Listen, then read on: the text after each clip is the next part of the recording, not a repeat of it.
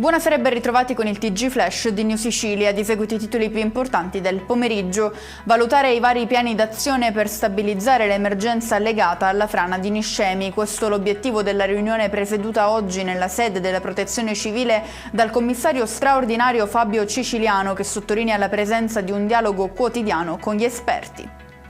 Ci spostiamo a Catania per un nuovo episodio di violenza nel carcere di Piazza Lanza ai danni di diversi agenti penitenziari finiti al pronto soccorso per fratture e lesioni. A rendersi protagonista dell'aggressione un detenuto già noto per reiterate condotte violente. E rimaniamo nella provincia etnea con un inseguimento tra le vie di Adrano a opera di un 37enne che avrebbe inseguito su un SUV l'auto con cui poco prima aveva rischiato una collisione. Provvidenziale la richiesta di aiuto del conducente dell'altro mezzo su cui viaggiava anche la famiglia. Lo sport termina il percorso di Domenico Toscano in casa Catania. A comunicarne l'esonero il club rosso-azzurro in una nota ufficiale. Ora la panchina passa nelle mani di William Viali, che dovrebbe firmare un accordo dalla durata di 1 anno e mezzo.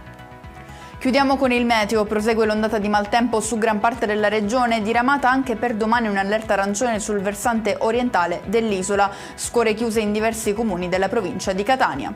E con questo è tutto, prossimo appuntamento domani alle 13:30. Grazie per averci seguito, buon proseguimento di serata.